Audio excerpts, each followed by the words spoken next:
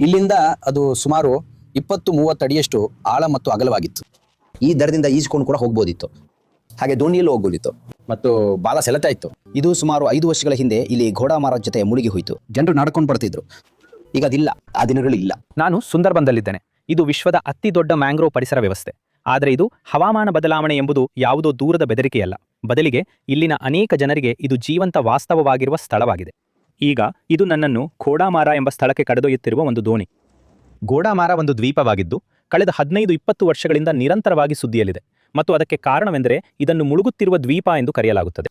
ವಾಸ್ತವವಾಗಿ ಇದರ ಪಕ್ಕದಲ್ಲಿದ್ದ ಒಂದು ದ್ವೀಪವು ಈಗಾಗಲೇ ಕಣ್ಮರೆಯಾಗಿದೆ, ಈಗಾಗಲೇ ಸಮುದ್ರದಿಂದ ನುಂಗಲ್ಪಟ್ಟಿದೆ ಮತ್ತು ವಿಜ್ಞಾನಿಗಳು ಭವಿಷ್ಯ ನುಡಿದಂತೆ ಮುಂದಿನ 2 ದಶಕಗಳಲ್ಲಿ ಇದೂ ಕೂಡ ಕಣ್ಮರೆಯಾಗಲಿದೆ. ಈಗ ಇದು 2026ರ ಬಂಗಾಳ ವಿಧಾನಸಭಾ ಚುನಾವಣೆಯ ಅಂತಿಮ ಹಂತ.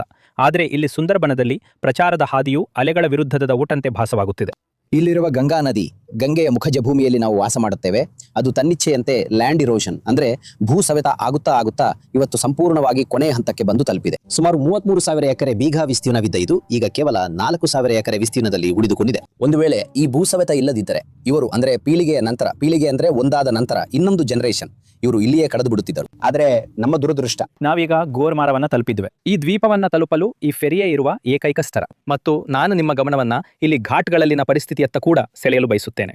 ಭೂಮಿಯು ಸಮುದ್ರದಿಂದ ನಿರಂತರವಾಗಿ ಕೊಚ್ಚಿಕೊಂಡು ಹೋಗುತ್ತಿದೆ ಮತ್ತು ಈ ಎಲ್ಲ ಹವಾಮಾನ ಬದಲಾವಣೆಯ ಮೊದಲ ಚಿಹ್ನೆಯು ಫೆರಿ ನಿಂತಿರುವ ಈ ಘಾಟ್ನಲ್ಲಿಯೇ ಇದೆ. ಈ ಎಲ್ಲಾ ಸ್ಥಳಗಳು, ಈ ಎಲ್ಲಾ ಭೂಮಿಯನ್ನ ಸಮುದ್ರವು ತಿಂದು ಹಾಕುತ್ತಿದೆ ಮತ್ತು ಮುಂದಿನ 10 ವರ್ಷಗಳಲ್ಲಿ ಅಥವಾ ಕನಿಷ್ಠ ಮುಂದಿನ 2 ದಶಕಗಳಲ್ಲಿ ಇದೇ ಇಲ್ಲಿನ ನಿಜವಾದ ವಾಸ್ತವ. ಈ ಸ್ಥಳವು ಅಸ್ತಿತ್ವದಲ್ಲಿ ಇರುವುದಿಲ್ಲ ಎಂದು ವಿಜ್ಞಾನಿಗಳು ಹೇಳುತ್ತಾರೆ. ಹಾಗಾಗಿ ಈಗ ಕೆಳಗಿಳಿದು ತಮ್ಮ ಮನೆಗಳಿಗೆ ಹೋಗುತ್ತಿರುವ ಈ ಎಲ್ಲಾ ಜನರಿಗೆ ಇನ್ನು ಮುಂದೆ ಇಲ್ಲಿ ಮನೆಗಳು ಇರುವುದಿಲ್ಲ ಮತ್ತು ಅದು ನಿಜವಾಗಿಯೂ ತುಂಬಾ ಕಠೋರವಾದ ವಿಷಯವಾಗಿದೆ. ನೀವು ಆ ಬದಿಗೆ ಹೋದ್ರೆ ಅಲ್ಲಿ ಬಿಜೆಪಿ, ತೃಣಮೂಲ ಕಾಂಗ್ರೆಸ್ನ ಧ್ವಜಗಳಿರೋದನ್ನು ನೀವು ನೋಡ್ತೀರಿ. ನಾನು ಸಿಪಿಎಂನ ISFನ ಧ್ವಜವನ್ನು ಕೂಡ ಗುರುತಿಸಬಲ್ಲೆ. ಹಾಗಾಗಿ ನಿಜವಾಗಿಯೂ ಈ ಪ್ರದೇಶದಲ್ಲಿ ರಾಜಕೀಯವು ಬಹಳ ಪ್ರಮುಖ ರೀತಿಯಲ್ಲಿ ನಡೆಯುತ್ತಿದೆ. ಆದರೆ ಈ ಜನರ ವಾಸ್ತವವು ಮತಕ್ಕಿಂತ ಬಹಳಷ್ಟು ಮೀರಿದ್ದು. ಸಮಸ್ಯೆ ಎಂದರೆ ಸಮುದ್ರ 4 ಕಡೆಯಿಂದ ನದಿ ಒಡೆಯುತ್ತಿದೆ. ನಾವು 1 ಬಾರಿಯಿಂದ 2-3 ಬಾರಿ ಮನೆ ಕಟ್ಟಬೇಕಾಗಿದೆ. ಮತ್ತೆ ಯಾವಾಗ ಅಣೆಕಟ್ಟು ಕಟ್ತಾರೋ ಮತ್ತೆ ಮನೆನೇ ಒಡಿಬೇಕಾಗತ್ತೆ.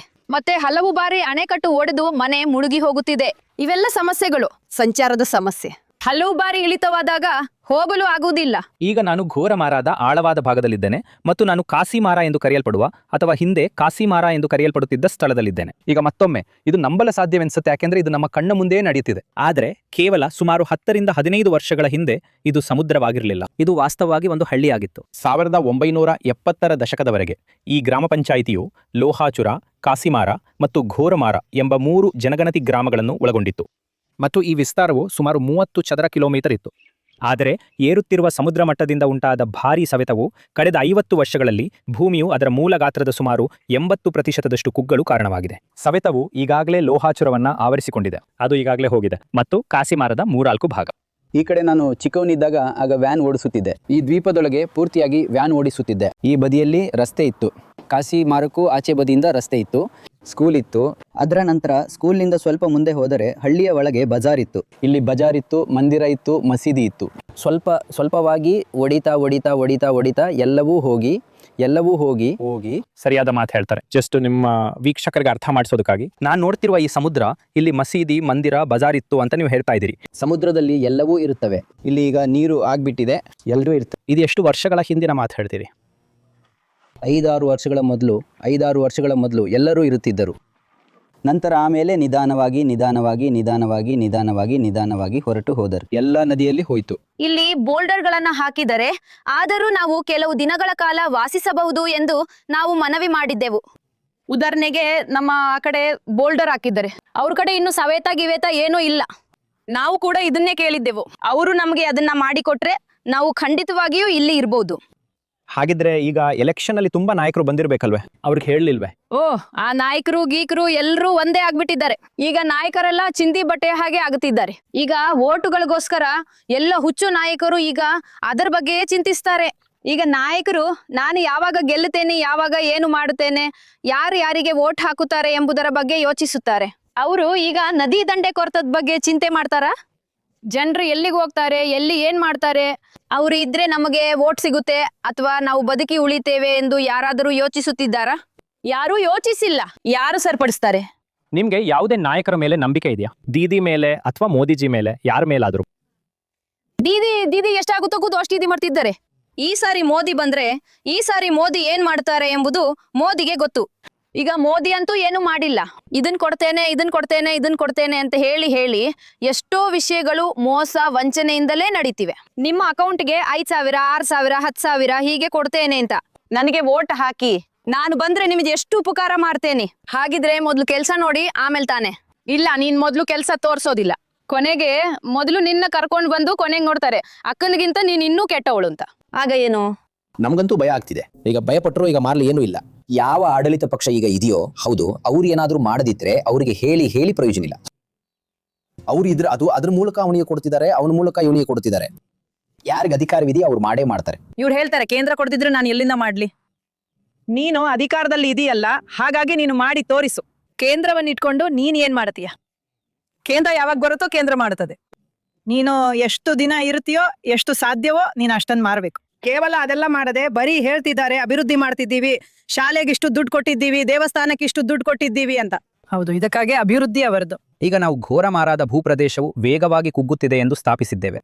ಹಾಗಾದ್ರೆ ಸರ್ಕಾರ ಇದರ ಬಗ್ಗೆ ಏನ್ ಮಾಡುತ್ತಿದೆ ಎಂಬ ಪ್ರಶ್ನೆ ಉದ್ಭವಿಸುತ್ತದೆ.